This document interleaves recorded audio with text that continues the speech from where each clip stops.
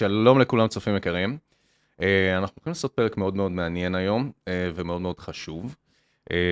ראיון שאני הולך לקיים עם רג'י באנגלית, על נושא מאוד מאוד חשוב, אמנת הבריאות העולמית של ה-WHO, אותה אמנה שכרגע מנסים בעצם להתקין פה בישראל, יחד עם עוד 194 מדינות חברות באום בעולם. וכרגע יש תנועה הולכת וגוברת של התנגדות למהלך הזה. אנחנו רוצים ללמוד על זה קצת יותר לעומק, כדי להבין בדיוק מה מקור ההתנגדות, מה הסיכונים שיש באמנה הזאת, האם היא באמת כזאת פשוטה כמו שמציגים לנו אותה, או שיש כאן איזשהו אירוע קצת יותר משמעותי שאנחנו צריכים רגע לעצור, להבין את כל המשמעויות שלו ולהיכנס קצת יותר לעומק של הדברים כדי להבין אותו. לשם כך הבאנו אורחת מדהימה שהגיעה כאן לישראל, היא בדיוק חזרה עכשיו מדיון משמעותי מאוד בכנסת בנושא הזה, כדי באמת לידע את חברי הכנסת שלנו לגבי אותו מהלך. קוראים לה רג'י, ואנחנו הולכים לארח אותה ולנהל שיחה בנושא הזה. אז, hi Reggie, I just introduced you to our viewers and told them about the subject of our interview. Thank you for coming. Thank you for having me. It's a pleasure to be here. Thank you. I know that you came here from the US, right? Right. And that you were here for about a week. Right. So you came here and you just came back from the Knesset. Yes. They doing their debate about the WHO treaty. Right. Right? And maybe you can explain this in a more simple way about this treaty. What is about?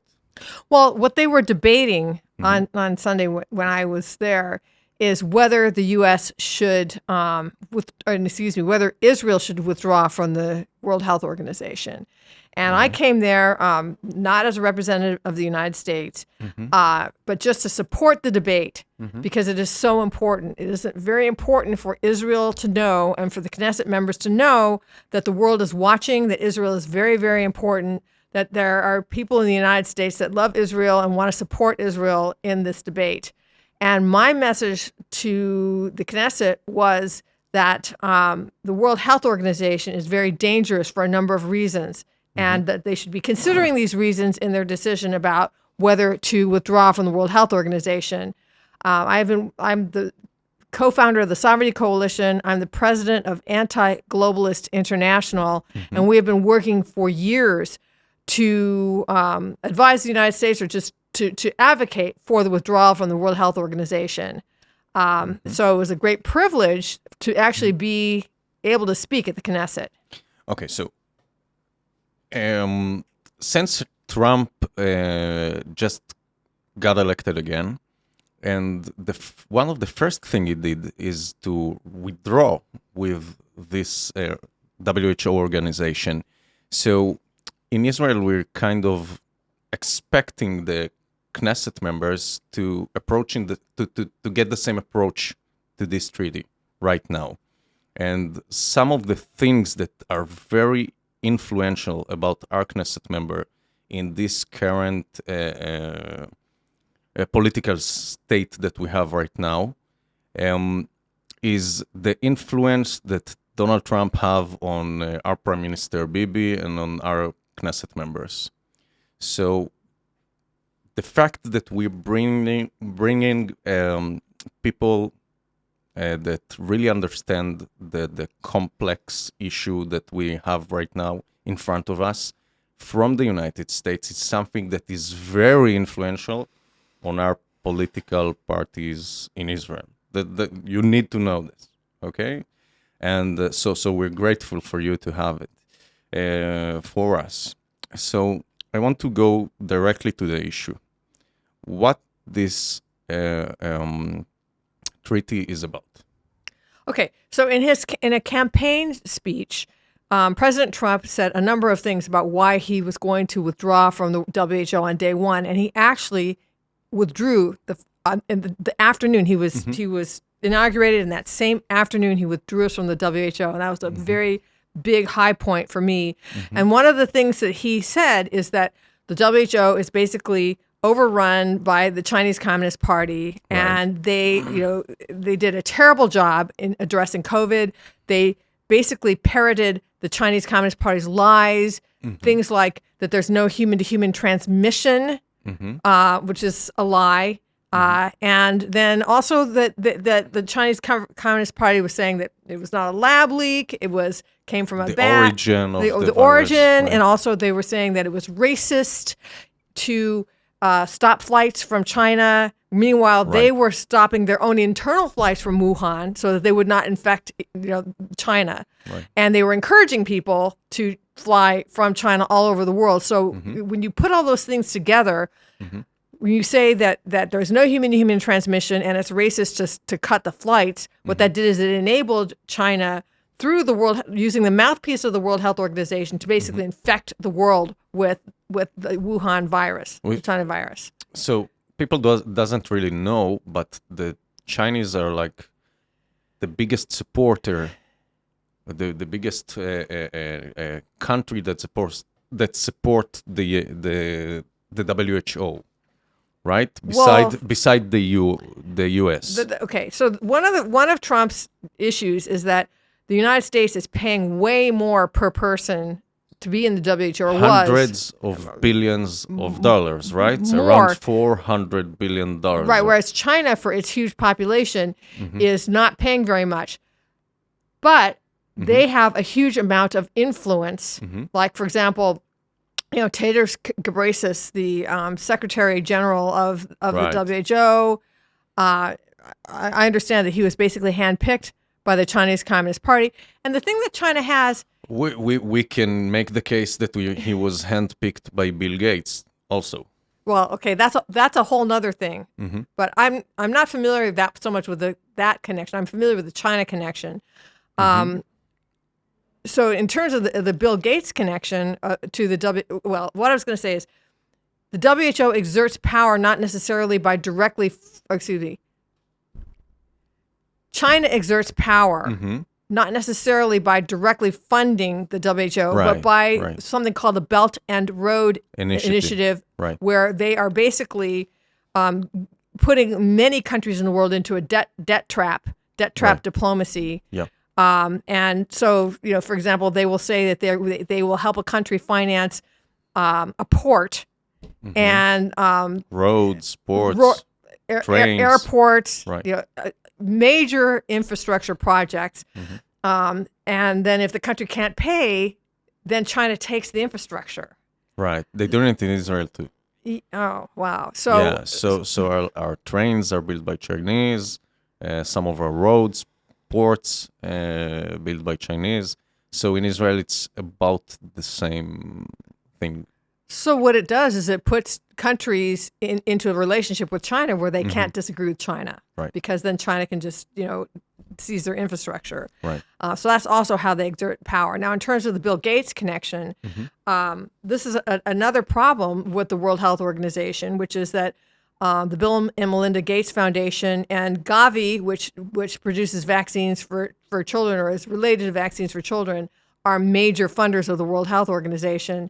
And it's another arm of the UN. Well, the Gavi Alliance. Yeah, the World Health Organization, of course, is an arm of the UN. Yeah. So if the UN is like the octopus, then the World Health Organization is one of the biggest and most important arms of it, because I think that the globalists have figured out that people are willing to give up freedoms when they are concerned for their health, that they're not willing to give up under other circumstances. So they're using like this health approach of terrifying people in terms of a pandemic to be able to get us to give up our freedoms. But in terms of the Bill and Melinda Gates Foundation and Gavi, they are also major funders of the World Health Organization. And I have an interview of Bill Gates at the World Economic Forum where he talked about how he's gotten a 20-to-1 return on investment on vaccines. 20-to-1. That is unheard of. The business opportunity in that area. Right. And so he's funding the World Health Organization. And he gets the money back through the US aid. Yeah, I'm not. some of the money back. That's possible, but what I'm saying is that No, because when the U.S. aid are helping AIDS in third grade countries around the world, they use this money to buy the vaccines and treatments from Bill Gates. And that's what I'm saying is that this is a conflict of interest. How can you trust an organization like the World Health Organization to make a genuine and true evaluation of how to address a pandemic, whether we need vaccines or not, when they're majorly funded by people who would profit hugely from the deployment of vaccines? And have a chair in the board. Yeah. When they're just a private citizen, not elected or anything. Stakeholder. Stakeholder. They're called a stakeholder now. You're right. So the issue is that there is corruption in the funding. There's corruption in the Chinese influence, and there's corruption just in terms of the way that they conduct their own business. So in the international health regulations, there is a regulation that says that the World Health Organization has to finalize and disseminate to all the different countries 4 months in advance anything that's going to be voted on at the next World Health Assembly. And they didn't do that. They didn't finalize it even 4 days in advance. I don't think they finalized it even 4 hours in advance. They released the final draft of the international health regulations that were, in my opinion, rammed through at the last World Health Assembly the same day that it was voted on. So they didn't give enough time to the representatives for the states. The states to develop their approach about this. Right. The states are supposed to get it 4 months in advance so they can send it back to their state, and then look at it, have their lawyers look at it, have their legislators look at it and decide an approach. And they didn't release it till the same day. And I understand that the terminology is quite vague. Oh, yes. So it's another technique that they have. That's right. So, and that would come into some of the other problems with the international health regulations. So, well, let me just say, one of the things that the Knesset is very concerned about is the sovereignty of Israel, right? And personal medical freedom also. And one of the things that really is dangerous for the national sovereignty, not just of Israel, but of any country, is the fact that these international health regulations amendments that they passed last June requires all countries to create one or two entities called the National IHR Authority or the National IHR Focal Point. So IHR is International Health Regulations.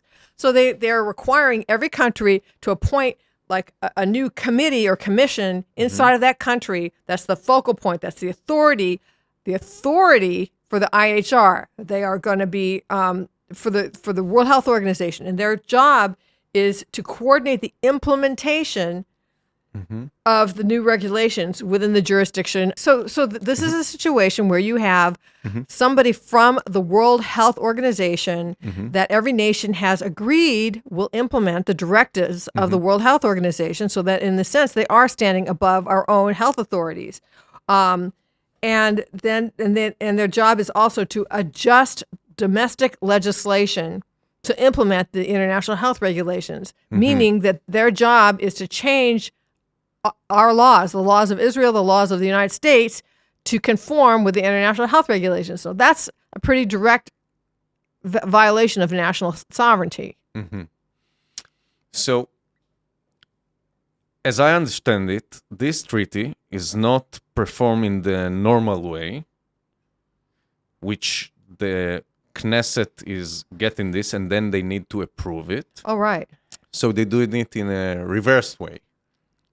So if you don't object to this, exactly, it applies. That's right. That's right. So tell us a little bit more about this process. Well, the process is something that in the United States that we have really, really objected to, because in the United States, under our Constitution, all treaties are supposed to be approved with the advice and consent of the Senate.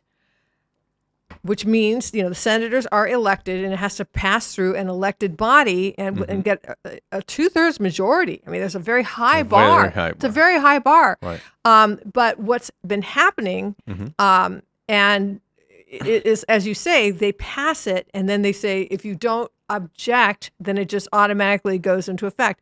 In the United States, that's unconstitutional. In Israel too. Yeah, so it's unconstitutional. You can't do that. You can't pass it in this way.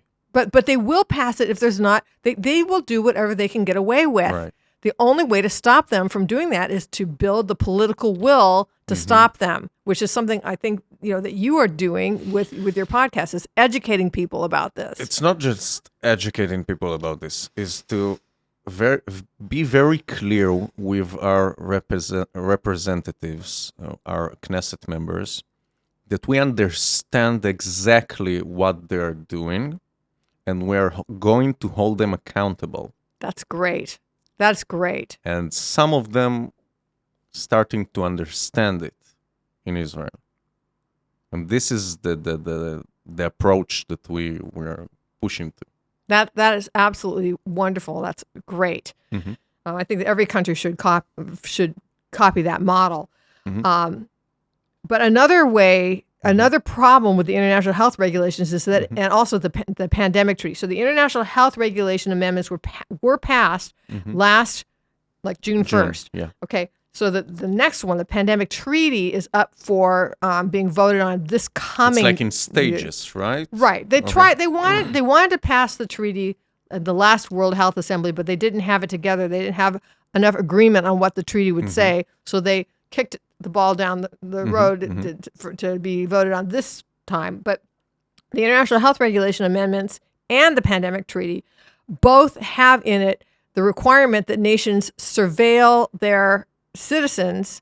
And in fact, it's not just the citizens, because in the treaty, in the pandemic treaty, in the most recent draft, a public draft, they have something called the One Health approach. Yeah. And the One Health approach basically equates human health, it balances human health, animal health, plant health, and the environment. Yeah. So number one, what that does is it gives them a pretext to surveil every aspect of life on Earth, including companion animals. And the relationship with people and the environmental. Right. So to me, that's a pretext. It's like, okay, well, the environment influences people, and therefore we have to surveil them. Exactly. I think that what they're doing is they just want to have a pretext to surveil everyone and everything, Right. and that's why they're doing this. And they can declare an outbreak from nothing. They don't need a real proven data. They can just do it if they want. The Secretary General of the World Health Organization has can consider the advice of advisors, but basically he has the power Right. to declare a pandemic whenever he wants to. There's no things that stop him if he There's really no wants. mechanism. Yeah, That's right. There's no mechanism that stops him. Right. I mean, he could say, I'm going to declare, a bird flu pandemic, and his advisors could say, no, we disagree with that. And he could say, whatever, I'm doing it. Yeah, and when we understand that this position in this organization is someone that selected, not elected. That's right. It's a very, very, very big problem, because the people that select this guy and put him in this chair and in this position are very wealthy, powerful people, billionaires, something like that, that are invested in this industry and make profit from it. Well, that's what we're talking about. We started out with the Bill Gates connection. Exactly. Right. So this is a dangerous situation where you have very, very wealthy people who are funding someone Right. who arguably has a conflict of interest and might just end up doing whatever his funders want him to do. In a very corrupt In a organization. very corrupt organization. So the International Health Regulation Amendments and the Pandemic Treaty require surveillance and then also censorship, or in the most recent draft of the Pandemic Treaty says prevent misinformation and disinformation. And malinformation, something new that they invented. Yeah, I'm not sure if that's still in there, but it was in there. And they put it in the same category of act of terrorism. This is very important to understand, okay? So we think that misinformation, malinformation is an information that is true that the government don't approve. It's a fact, it's true, but the government doesn't approve it. Just for us to understand, it's not something that is not correct or wrong, okay? So if you say something like this in an area, in a period of time that we have like an outbreak, like we have in a corona, it takes you and it puts you in a box that under the terrorist act. And it's very important to understand it because they can use it. Yeah, so in the corona time, it wasn't this case, but right now it's this case that we're talking about. Okay, so at the next time, it will be harder to talk about those issues. Right, now I'm not sure where the terrorist box comes from. I don't think it comes from the documents. That's in the U.S. Right. Okay, that's what it is. It's not in the documents from the World Health Organization, but in the U.S. there was a memo that was leaked. Right. So at the Biden administration. Well, under the Biden administration, there was an FBI memo that was leaked. This was on January 23rd, I think, of 2023, from an FBI office in Virginia. And what it said is that traditional Latin Mass Catholics are potential domestic threat actors. Right. So the patriarchal. Exactly. So why would traditional Latin Mass? These are Catholics that like to go to the Latin Mass. All right, that's what this is. Why would they be potential threat actors? And it's because of their very traditional conservative views. It's that that they are usually patriotic. They're usually pro-life. They're usually pro-family. Same in Israel. We have this same group. The defense establishment are looking at them as the problem because they're more religious and they're more patriotical. Right. So the idea is that they term them domestic threat actors because they go against the woke agenda. They go against the woke agenda, and they believe in God, so they might actually stand up for their beliefs. Right. And in the Constitution. Right. In the Constitution. So what happens when somebody is designated as a domestic threat actor? They lose a lot of their constitutional rights. They can be spied on, all kinds of things that can happen to them that doesn't happen to a regular citizen. And so this is a way of shutting down dissent. It's a way of making sure that no one is going to dissent. And so with this whole thing with the international health regulations, the surveillance, the censorship of misinformation and disinformation, and I'm not sure if malinformation is still in there in the latest draft. They also had something called infodemics. Infodemics is true information, but it's just too much of it. So that's the form of malinformation. Yeah, I think so. Yeah. So the point is that in the beginning, if a doctor had said, or a scientist had said, there is human-to-human transmission of the virus. Okay, they're disagreeing with the World Health Organization. That can be called misinformation, or disinformation, or malinformation, or infodemic, even though it's precisely true, and that you can get censored and surveilled and even lose your license or whatever for saying something that is true. Right. And so this is very, very dangerous. True and important. True and important. Right. But it goes against the narrative that the World Health Organization, under the influence of these billionaires who are trying to push a certain agenda, it goes against it.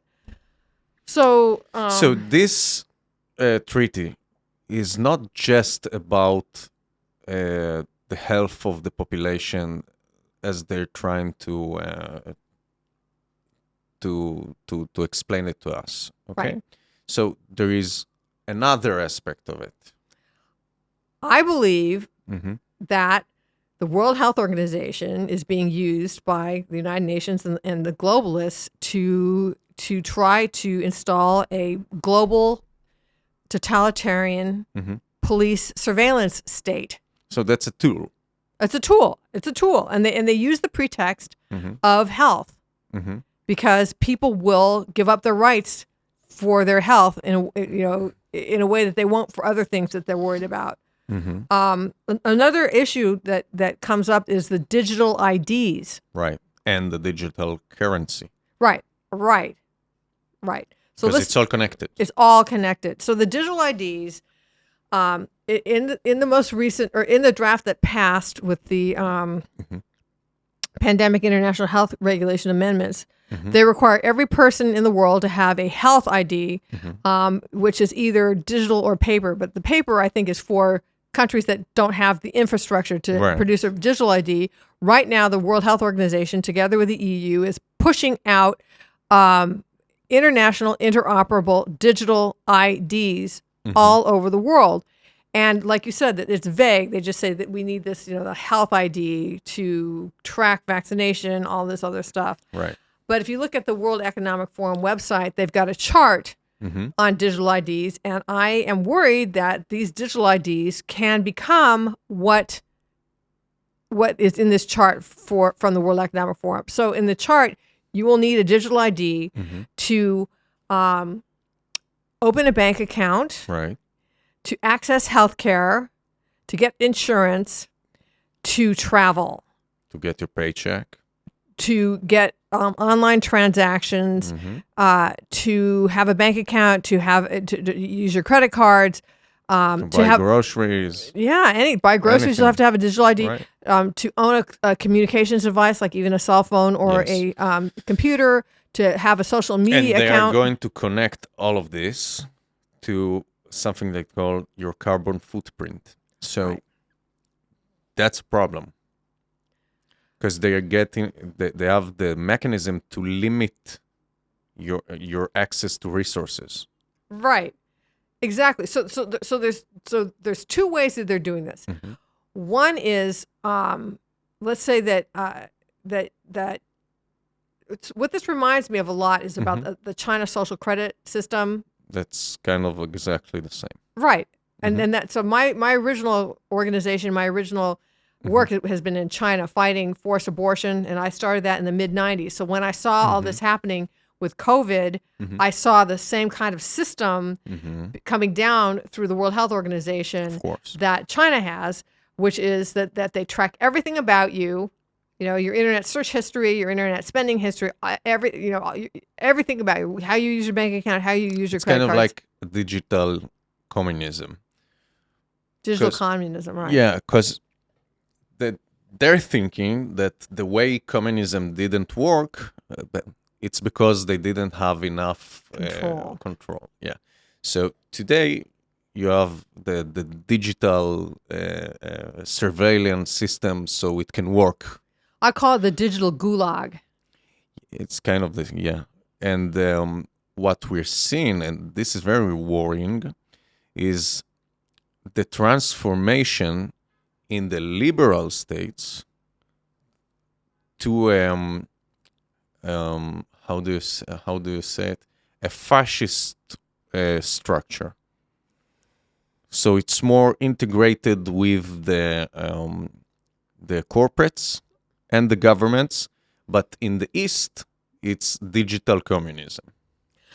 Right. So like in America, under the Biden administration, the government can't directly censor people because we have the First Amendment. Right. So then they pressured the social media platforms to censor people. They pressured the corporate. This is where the government and the corporates holding hands together. And that's throughout the documents of the World Health Organization. It's like we need to have an all of government, all of society approach. Right. So that's involving every aspect of the government. I mean, what are they going to do? Are they going to engage the military to, forcibly vaccinate people? I have no idea. But then all of society. What is society? Society is, the educational system. It's entertainment. It's health. It's, every aspect of society. So they want an all of government, all of society approach. This is a complete totalitarianism. Right, because it's even in the name, it's ESG. it's environmental government, social governance. So it's the governance position on all of the environmental and social economic ecosystem. Right. So it's about all things. That's right. And that's where this One Health thing comes in, okay? The One Health is, they need, the human health is connected to animal health and the plant health and the environment. That's where the World Health Organization gets to get in on ESG. Right. And why is that important? Because we saw crazy things about the COVID period of time. Because in China, it wasn't really things that we did in the West, but in China, they used to go and take a bag of rice and put it a test, a COVID test. And if they was seeing that it's a positive, so they took this bag of rice and confiscated it. So it can go to the food, and then it can create a food crisis. So if we are now saying that we have a bird flu epidemic, and I can go to all of the country guys that have, birds and livestock animals, and I can just kill them all. I can create a food crisis. I can severely harm this population and make them dependent on me as a government. Exactly right. So this is the mechanism that is now we can see our structuring in front of our eyes.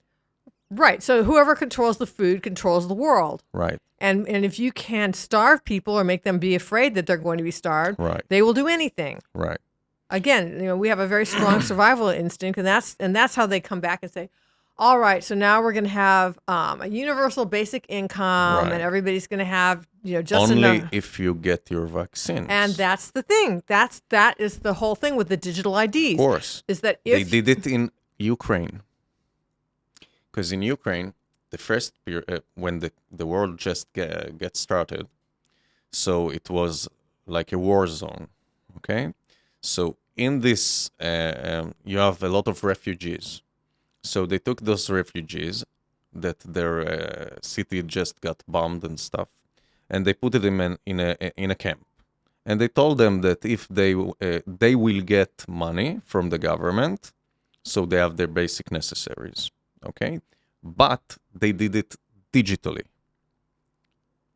and it was in the period of the coronavirus. So if you didn't have the vaccine, you didn't get the access to the money. Right. This is how they can control us. It's already happened in Ukraine. Yeah. And their explanation, Zelensky explanation, explained it in a way that much of the money that was transferring to Ukraine in the war was via digital currencies like Bitcoin as a donation. So this is why they transfer the money in a digital way to their refugees. Okay, so we can probably understand how they're going to roll it up on other states. Right. So they tested it in wartime. They tested it in wartime in Ukraine, according to what you said. Right. Yeah. So we have this thing. We've got the digital ID, which if you step out of line by refusing to get vaccinated, or if you criticize the government or whatever else, they can just shut you out of all these things. They can shut you out of healthcare, shut you out of your bank account, shut you out of travel and gas and food. And then you can't move. And you can't move. Right. And then there's the whole issue of the 15-minute cities can't as leave well. the state. Right. And then there's the central bank digital currencies, which are programmable. Right. So, and what does that mean? What does it mean? It means that instead of cash, where you can just spend your money anywhere you want, no one can trace it, no one can stop it. If it's programmable, then they know exactly who is wanting to purchase what from whom. It's like vouchers. Where and when. It's like vouchers. Is that right? That's the model. That's exactly what it is. It's like, but it's also like revocable vouchers. Those are vouchers that band together in a form of a currency. Right. Okay. So It's not really money. that's right. It's not really It's money. not money. It's It's a currency, which is not even a currency. right. It's a form of tied together vouchers. Right. Right. So what does that mean? It means that, like, take ESG, for example. Right.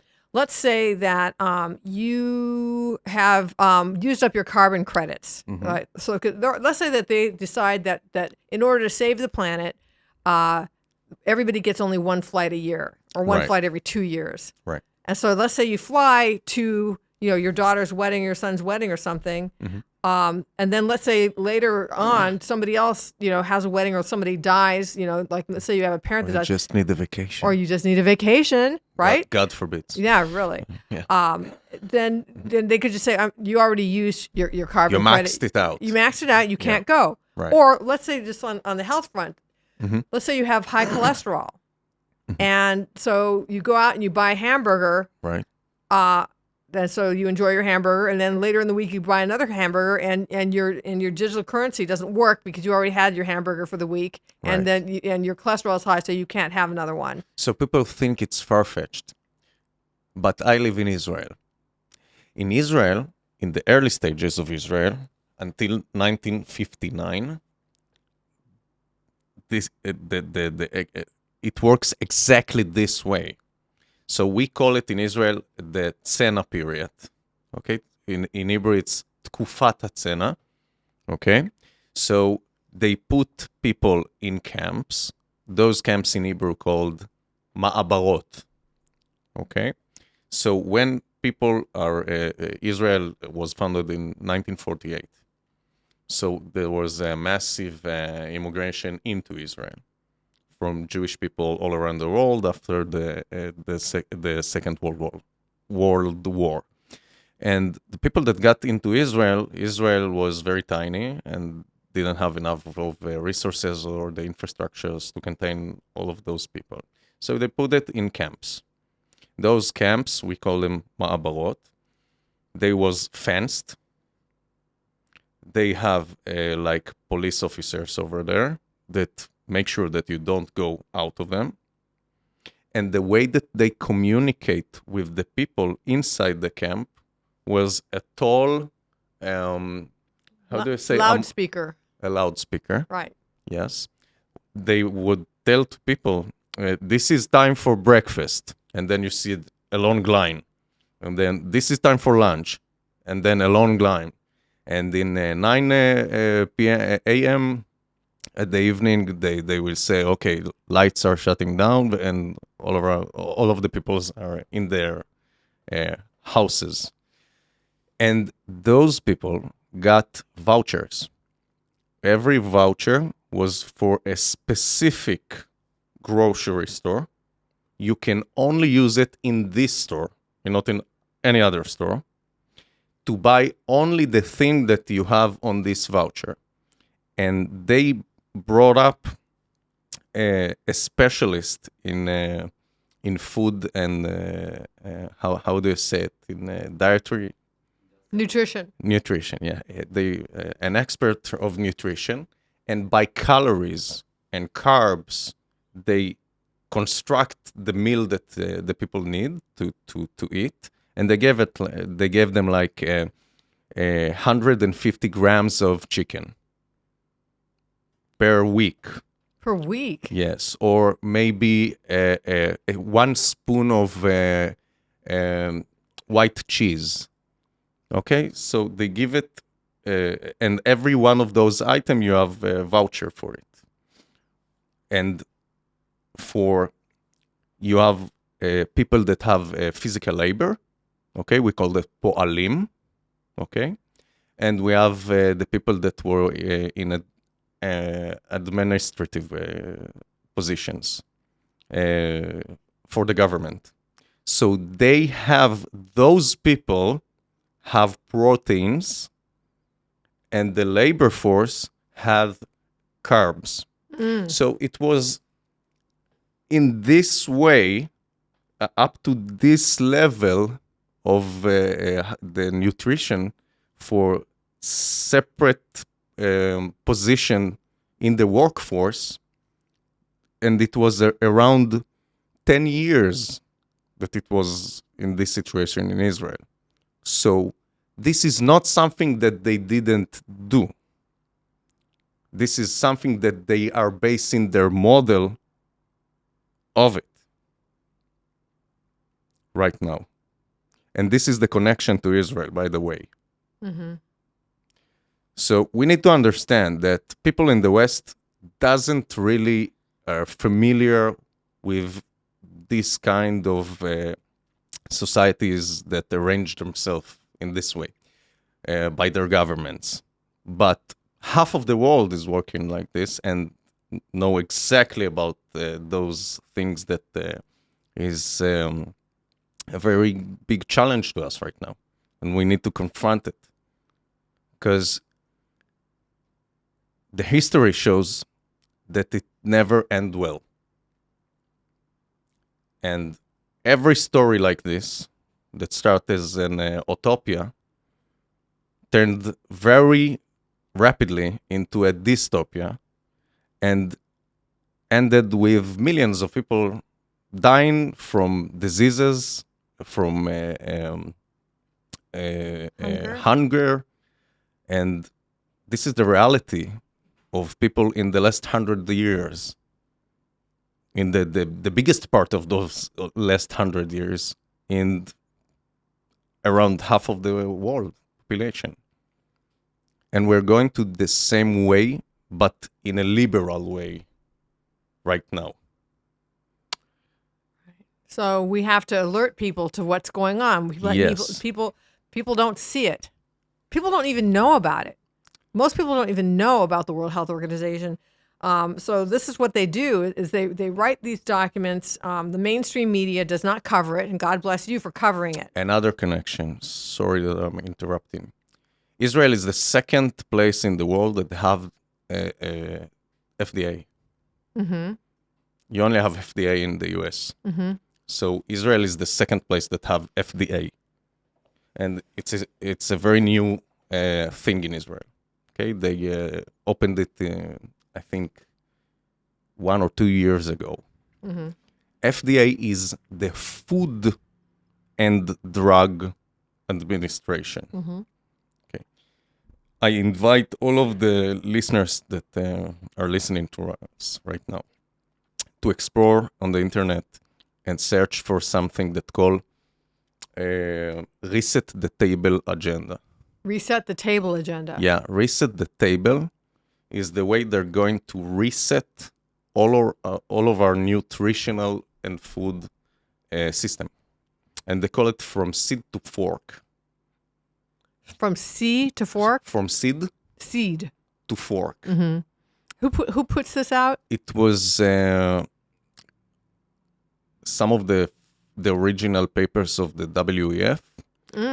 Interesting. And they're going to revolutionize the way we eat. Mm-hmm. Okay? So we need to understand that the FDA and the pharmaceutical industrial complex are going to get another perspective of the big food industry. Okay? The FDA, the F, is the something that we're going to see fused with the Drug Administration. And they're going to, according to their papers, to prescribe food to people. You're going to get your nutrition from your doctor. Okay, so you're just going to take supplements, I guess. You are going to take, it's a not necessarily supplements, but your doctor is going to be very involved with the things that you consume. Mm-hmm. In your nutrition. So, and all of this is when we take all of these parts that we think are different parts and we combine them together, we can understand how the digital currency is connected to your vaccine passport, that's connected to your digital ID, that's connected to your carbon footprint, that's connected to the food that you eat. And everything together held up by this treaty. Right. By this treaty of the WHO. Right. And there's another one that's equally dangerous at the United Nations. Mm-hmm.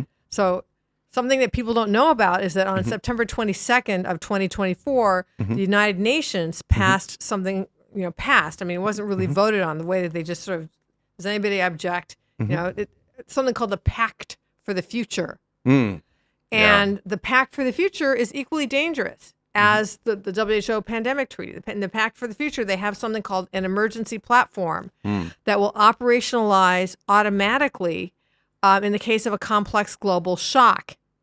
So, and this is just like the Director General of the World Health Organization can declare a pandemic, and the Secretary General of the United Nations can declare a complex global shock. So, what's a complex global shock? One is it could be climate change. So that's where you get the ESG. It could be a pandemic. It could be the grid going down, the internet going down, blackout scenarios, interruption in supply chains. Could be a major event in outer space. They actually list that. Could be something that they call a black swan event, which is basically anything they didn't think of. And if the Secretary General... Financial crisis. Well, that's right. The financial system going down. Any of these could be declared to be a complex global shock, in which case... A war. Of course. This emergency platform will operationalize automatically, meaning that it doesn't go back out to the nations to say, okay, the grid went down or the banking system went down. What do we do? No. It's already passed, so the countries have agreed to allow the Secretary General of the United Nations to declare a complex global shock. How many countries signed on this? There's 190 something countries in the United Nations. I'm not sure that any. I don't know that they actually signed it. You know what I'm saying? The way they passed these things. So it's in process right now. No, it passed. It passed. Oh, okay. I think we might have it under our radar. We might, yes. Yeah. This is what I'm saying. So what happened is I feel like with the World Health Organization, because it was a health issue, there were a lot of really high-powered doctors that got on board with this and really were able to raise the alarm about what was going on with the World Health Organization. That was voted on June 1st. Then everybody was relieved that the pandemic treaty didn't get voted on. It was summer. People took the summer off. And then this Pact for the Future was voted on September 22nd, and there was not really time to build, an international movement to oppose it. So I think that they understood that this treaty, WHO treaty, is something that picked up by a lot of resistance movement around the world. And they told themselves, okay, we will get them busy with this stuff, and we'll take another approach and do it anyway. That's right. That's why it's so exhausting to be an activist, because they're coming at you from all different directions. At the same time. Right. So. Yes, but when we do stuff like this, we reveal to the public the most important thing, the understanding that those institutions that we gave our trust on them operating in a coordinated way against us. The moment you understand this thing and you do this switch, then you understand that, okay, so I need to protect myself from them, not give them the power to protect me from myself, because they're looking at me as something that is a threat to the system. Okay?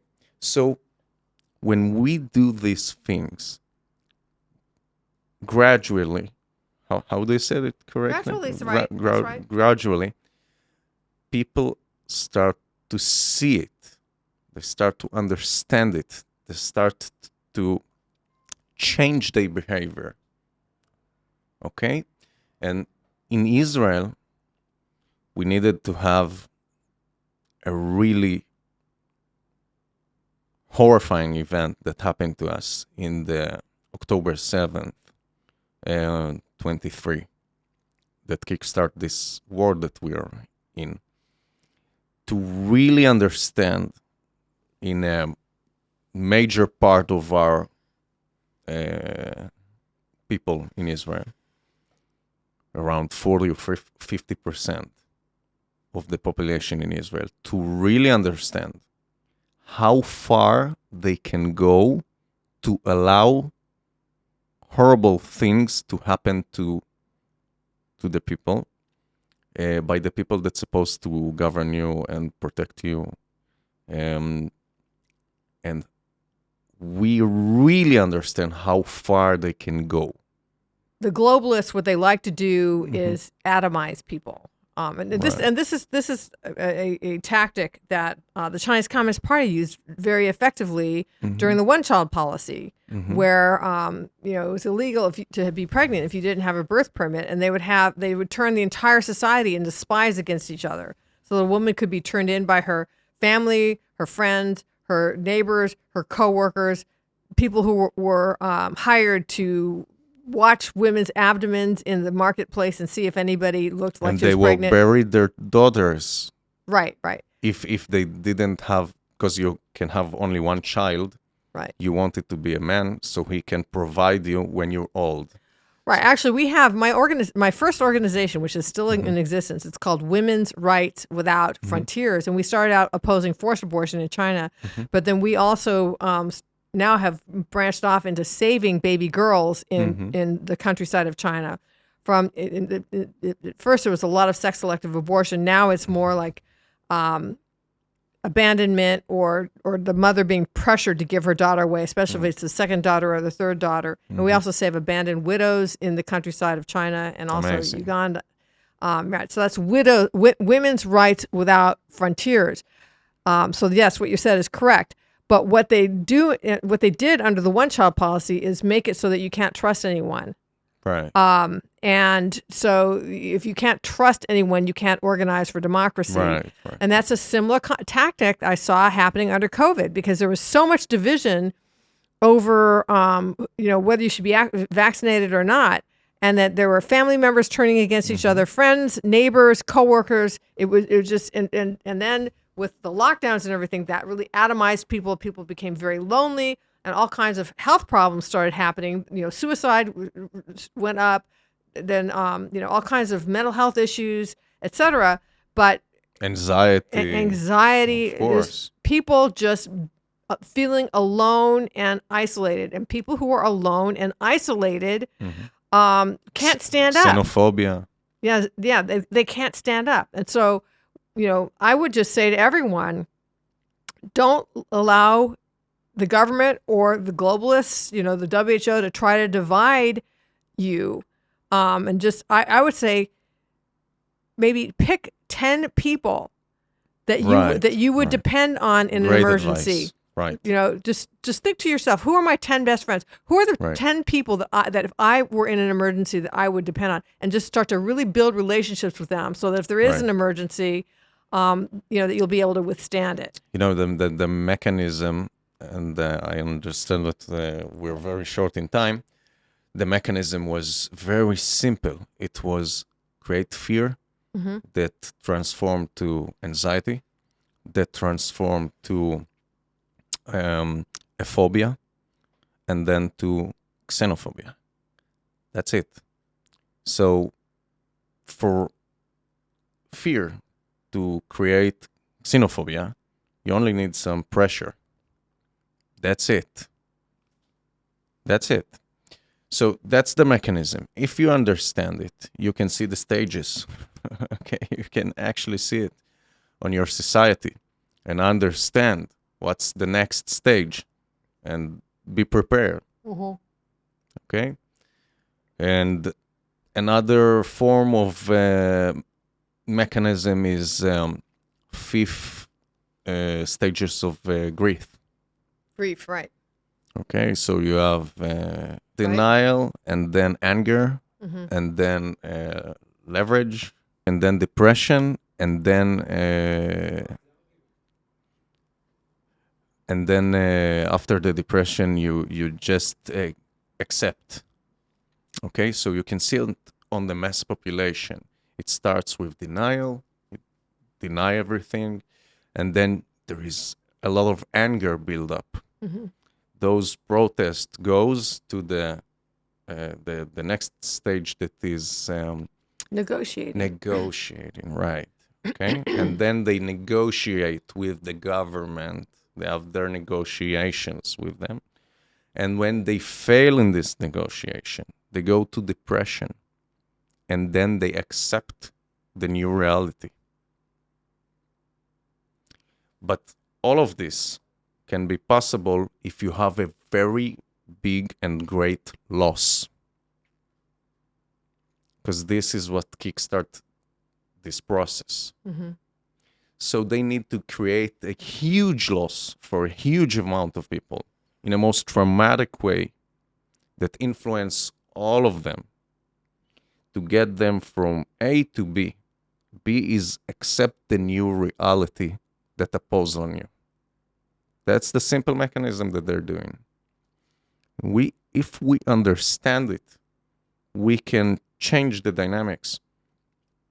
We can build up, we can contain the anger situation, leverage it on the negotiation part, and avoid the depression and then the acceptance of the new reality and change the reality. Mm-hmm. So, in a wider view, we are now in a position in the world that people are in this negotiation period with their governments after a huge loss that they had. A lot of anger that was built. And now it's the negotiation part. I think that a lot of people are still in the denial phase. It depends about what. It depends about what. What do you mean? I think a lot of people are denying just sort of the losses that we have suffered and at the Corona period. Yeah. But we are now in Israel in a huge war. Right. You're in a different place. A different You're in a place. different place. So we have a different perspective. But if we're going to a scenario of a big war in Europe, a big war in Taiwan and China and the US, and so there will be a great loss again. Mm-hmm. And then we have all the stages again to accept the new reality and that they're build back better after they will destroy everything. Right. I mean, how are you gonna build back better unless you destroy it first? How would you build your house? Exactly. How would you build your house back better unless you destroyed it first? Exactly. Thank you very much. Oh. It was a great conversation. And is there? Do you have last word? Something very important to tell our viewers? I would just say that my heart is with the Israeli people and with this nation, and that you are in Thank my you. thoughts and prayers. I was honored to be able to come here and speak at the Knesset, and I'm going to be continuing to work on your behalf and try to just support Israel in this great decision that the nation is making. Thank you, and we are very appreciate it. And thank you for coming. Okay, thank you so Thank much. you.